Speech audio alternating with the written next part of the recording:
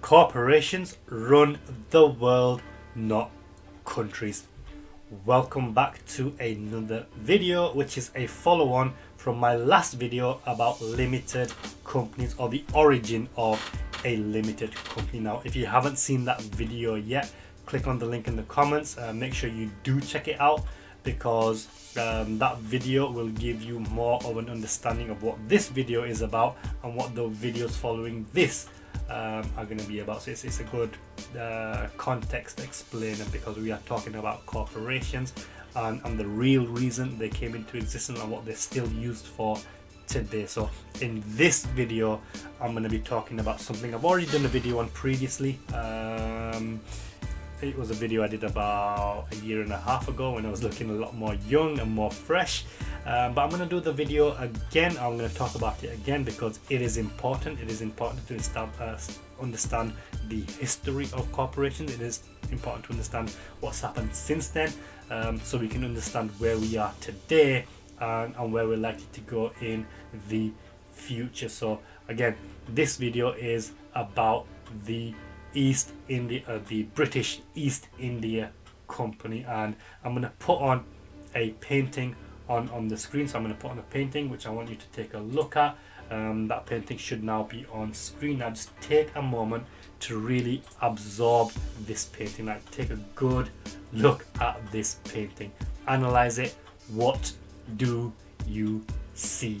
And again, to just give you a little bit of context, a little bit of background, the British officially conquered India and established the British Raj in 1857. And then just to give you a disclaimer, this isn't about British colonialism. It isn't about these people or that people, not about the British or anything like that, because the context is much bigger than that. The focus is on corporations and the vehicle of companies and corporations and how they're actually used. So keep that in mind. This isn't about politics. It isn't about a nation of people. It's about corporations. So this painting, right, like I said, the British officially conquered India in 1857, but this painting was commissioned much earlier, in 1778. So that's almost 100 years before, right?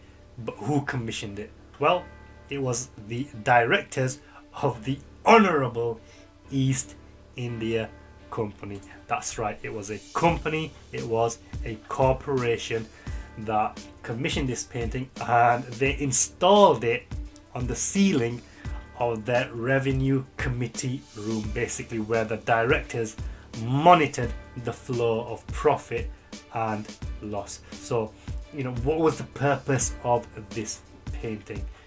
Ultimately, it demonstrated the commercial dominance the company had over Asia.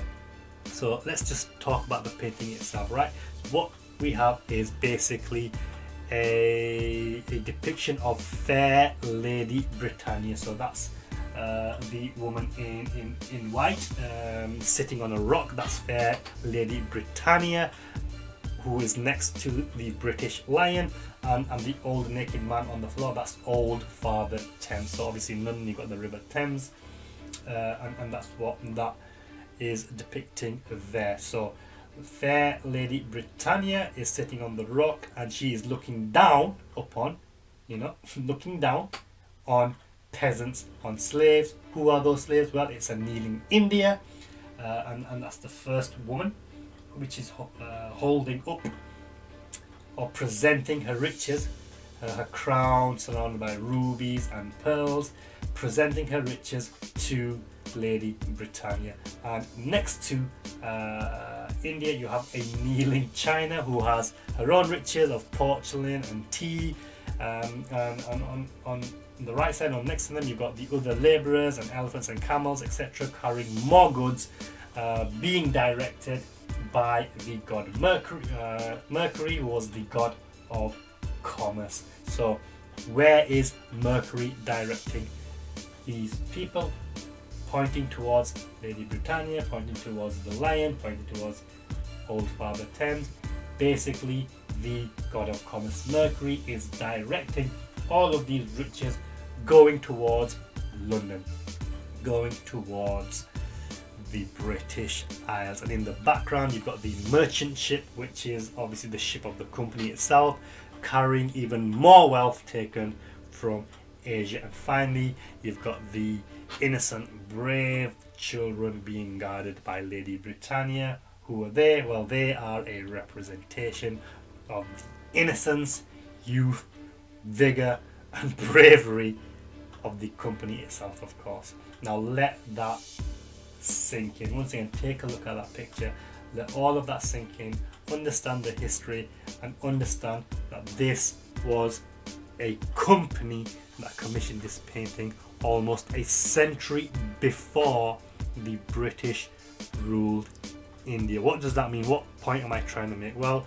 what I'm trying to say is that it was a corporation that had the gall, the arrogance, the conceit to commission a painting about how they conquered a land, because corporations are used to conquer. Not only did they conquer, but they utterly humiliated those they conquered. And this is something which happens today. Back then, like I said, the company itself, the British East India Company, went to trade spices. They went in as businessmen, they went in as tradesmen, they went into, they were merchants, they went to do business, and that's what they said.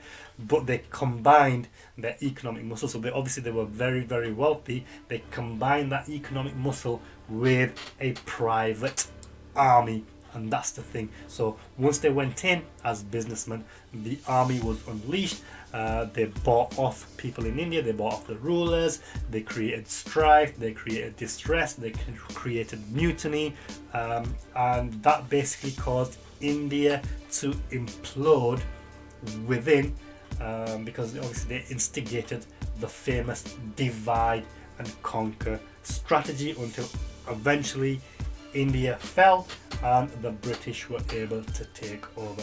Once again, this isn't just about, like I said, the British or anything like that. It's a history lesson to understand the concept of a corporation, because this is still happening today.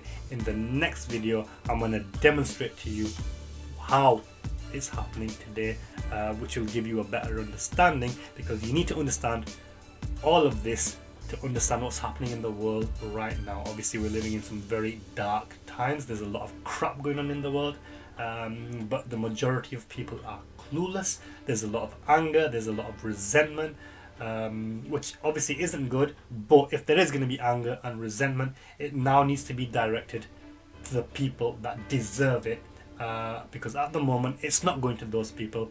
Those people are sitting comfy, laughing, having the time of their lives, whereas the rest of the people are arguing and fighting amongst themselves. There's a lot of rage, there's a lot of anger, but it needs to be redirected, and that's the whole purpose of these videos. So make sure you hit the subscribe button if you enjoyed this content. Consider sharing it, but let me know what you think.